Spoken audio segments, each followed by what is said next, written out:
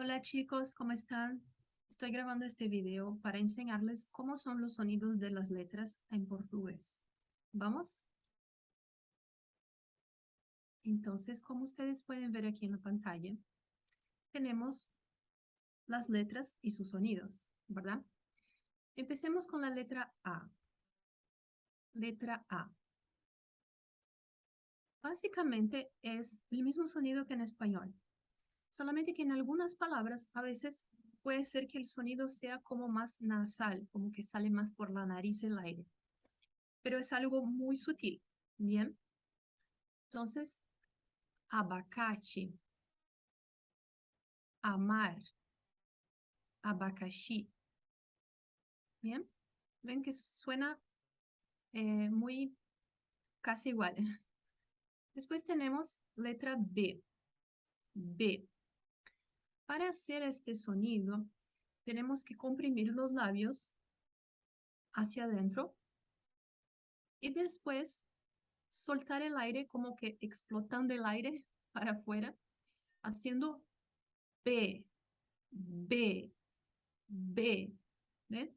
Entonces, hacemos ba, be, bi, bo, bu. Y aquí tenemos, por ejemplo, bolo, biscoito. ¿Bien? Después, letra C. Es como en español. Tenemos K, co, cu, C, si. Por ejemplo, casa, cenoura, cinema, cozinha, cuscuz. Después tenemos letra D. Esta letra tiene un sonido distinto solamente cuando tenemos la D con la I. Y es que en portugués, en Brasil, al pronunciar la D con la I, muchas veces hacemos un sonido como D-Y-I. Hacemos como G. En español se hace di, ¿verdad? En portugués, da, de, G, do, du. ¿Ven que suena diferente? Entonces suena un poco distinto. Tenemos dança, Dinamarca. Bien.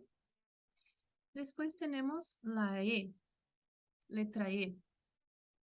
Esta letra en portugués hablado en Brasil puede tener tres sonidos distintos.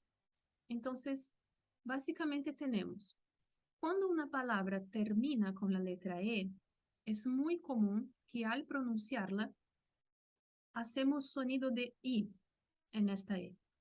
Entonces, por ejemplo, en español se dice elefante. En portugués, elefante. Bien. Después tenemos una otra variación que es cuando la E lleva lo que nosotros llamamos acento agudo, el diacrítico, acento agudo.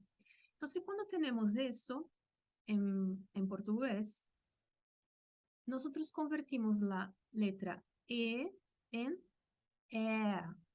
¿Vieron la diferencia? E, E. Entonces, para hacer E, yo tengo que alargar un poco el sonido y tengo que hacer salir un poco de atrás, abriendo un poco más mi garganta para pasar el aire. Entonces, es como si proyectara un poco para arriba la E, mientras que para hacer E es como proyectar un poco hacia abajo. E, E. ¿Vieron la diferencia? Entonces, por ejemplo, esta palabra es eléctrico. ¿Bien? Y después tenemos la E como suena en español. Espelho. ¿Bien? Entonces tenemos estos tres sonidos distintos. E, I y E. Bien. Después, letra F.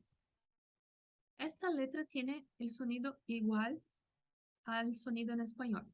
Por ejemplo, aquí tenemos la palabra faca.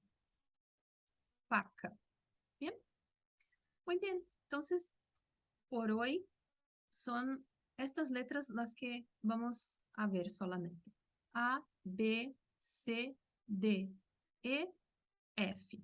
Así que entrené estos sonidos y en el próximo video vamos a ver otras letras, ¿vale? Hasta pronto.